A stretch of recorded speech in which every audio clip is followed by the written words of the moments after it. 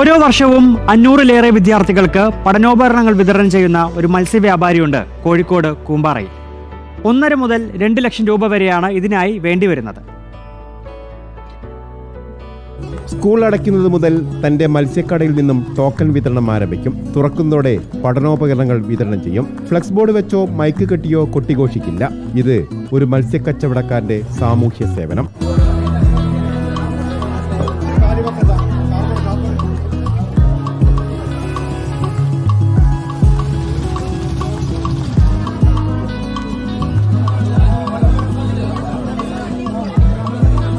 കഴിഞ്ഞ 15 വർഷത്തോളമായി പഠനോപകരണങ്ങൾ വിതരണം ചെയ്യുന്നുണ്ട്. തച്ചെണ്ണ സ്വദേശി PSM മുജീബ്. മീൻ കച്ചവടത്തിൽ നിന്ന് ലഭിക്കുന്ന നീക്കിയിരിപ്പാണ് മൂലധനം. ഇങ്ങനെ കൊടുക്കാൻ തുടങ്ങിയിട്ട് ഇപ്പോൾ ഒരു 15ാമത്തെ വർഷമാണ് കൊടുത്തുകൊണ്ടിരിക്കുന്നത്. അങ്ങനെ തുടർന്ന് പോകാനാണ് ആഗ്രഹം. അങ്ങനെ 30 വർഷമായി ഇവിടെ കച്ചവടമായിട്ട് കൂമ്പാറ അങ്ങാടിയിൽ സ്ഥിരം കച്ചവടമായിട്ട് പോകുന്നുണ്ട്. വലിയ കുഴപ്പമില്ല.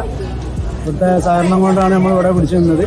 പിന്നെ നമുക്ക് കിട്ടുന്നതിൽ ഒരു വീതം കുട്ടികൾക്ക് മാറ്റി വെച്ചിട്ടുകൊണ്ടാണ് ഈ പരിപാടി ഇങ്ങനെ മുന്നോട്ട് പോകുന്നത്. കൂമ്പാറ, മരഞ്ചാട്ടി, തോട്ടുമുക്കം ഏരിയകളിൽ കഴിഞ്ഞ 30 വർഷത്തിലധികമായി മീൻ കച്ചവടമാണ് മുജീബിന്. മലയോര മേഖലയിലെ നിർധനരായ പല കുടുംബങ്ങൾക്കും ആശ്വാസമാണ് ഈ പ്രവൃത്തി. പഠനോപകരണങ്ങൾക്ക് പുറമെ സമീപത്തെ സ്കൂൾ വിദ്യാർത്ഥികൾക്ക് കഴിയുന്ന പ്രോത്സാഹനങ്ങളും നൽകുന്നുണ്ട്. റിപ്പോർട്ടർ, കോഴിക്കോട്.